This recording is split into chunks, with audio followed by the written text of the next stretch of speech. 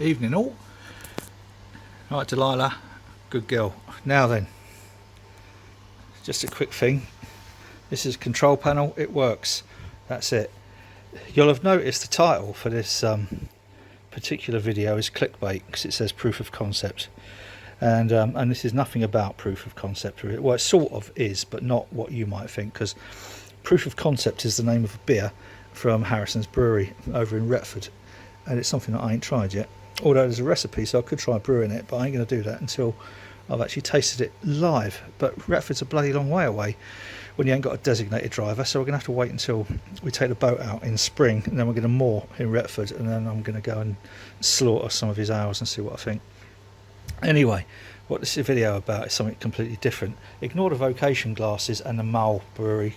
That's Northampton, and that's Ebden Bridge.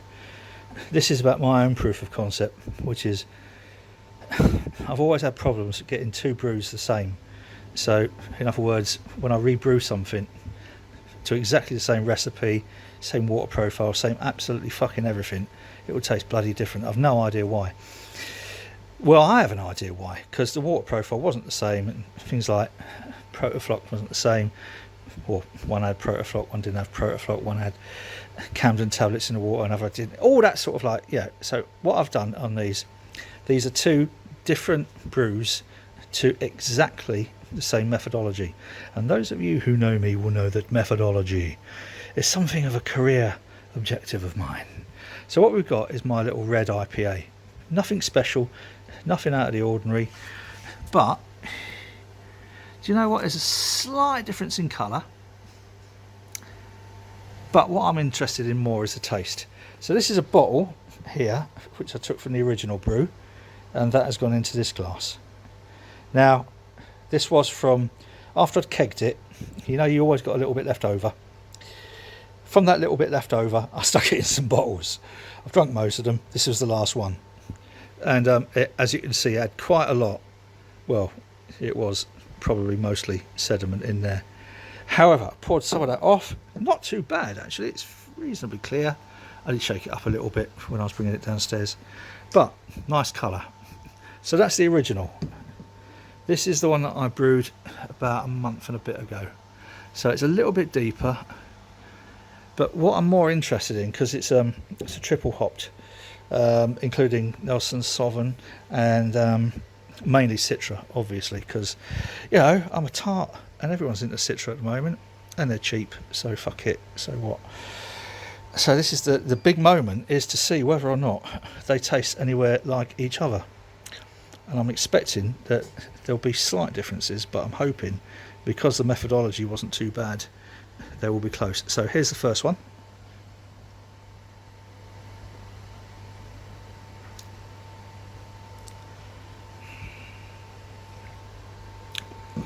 God, that's lovely. Do you know, it's only a basic recipe. I'd buy that in a pub. I'd certainly buy that in a pub. So this is the one that I brewed whenever. So it's darker. I should have put it in the same size glass really, but the colour's a bit different. If I can get some light to it. It hasn't totally cleared yet. It's been in the corny keg since the 11th. Today is the 27th. You do the math, over 2 weeks. Let's try it, see what we think.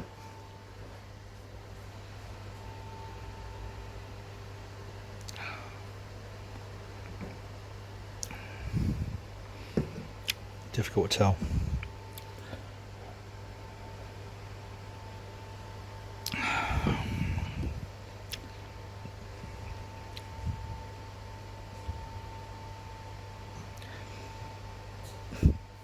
The more recent one has got more pronounced hop flavour.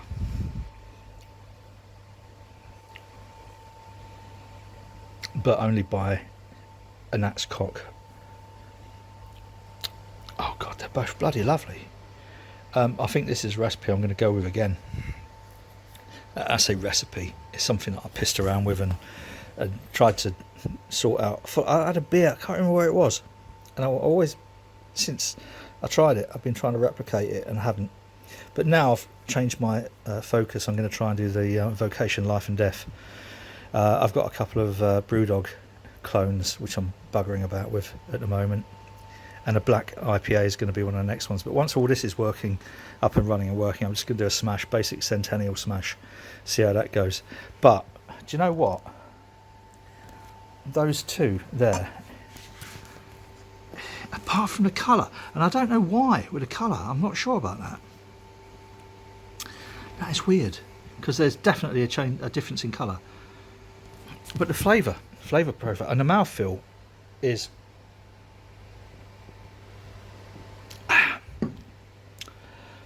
God, tell you what, girl, you better be ready for a sore back tonight, darling.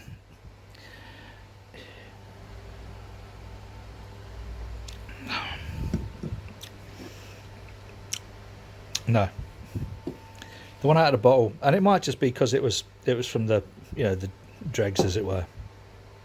It's nice. It's bloody nice. It's really bloody nice. But the latest one, far superior. So I'm gonna have to work out, you know, those little trims in there, and it might just be because, I mean, some beers, we have this idea that beer needs to be conditioned over a period of time. Some beers are far better drunk fresh. I think that might just be the case with this. So I'm going to carry on experimenting with it. I might back off on the Nelson Sauvin and Mosaic and add a little bit more Citra, or I might do it the other way. Who knows? Hey, look, you know, that's what brewing's all about. If you don't piss around and try different things, then you never discover. You know, that's how BrewDog got going, really, wasn't it? Right, so sorry to have wasted so much of your life, 7 odd minutes in, but I just wanted to make the point that even though I thought I'd replicated everything, the taste is completely different. So this was July, this is November, beginning of 11th of November I stuck this in a corny keg. That was July, 11th of July, something stupid like that, can't remember, I've thrown a cap away.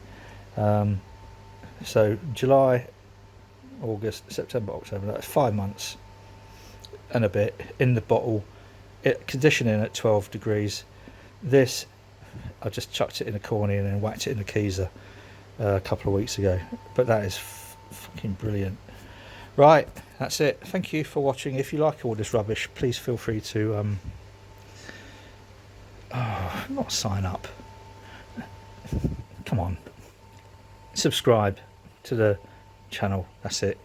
And if you like this, do the thumbs up, because if you do that, then it makes me a millionaire. It doesn't really, because this channel's not even monetized, because I'm not sure how to do all that. But the thing about subscribing is that someone was telling me all this stuff, that if you want to know what I do, go to MadeByMartyn.co.uk, Martin with a Y, and anything that I make goes towards doing the stuff there. I'll put a link at the end. You know, you can see the little wooden thing. But if you want to follow this rubbish, if there's nothing else in your life more important, or even if there is, I'd love to have you as a subscriber to the channel, because if I get over a certain number, then I can start earning money from it. And I'll be open about that. I need the money, right? Well, I don't need the money, but what I do needs the money. So yeah, on this note, thank you, everybody. I drink to your health. Thank you. Oh, and if you ever watches this, Chris, his name's Harry Brew 69. Sorry for nicking your proof of concept idea. It was clickbait. Sorry, mate. Oh, and also for Jonny at BrewKegTap. Thanks, pal. You're a diamond fella.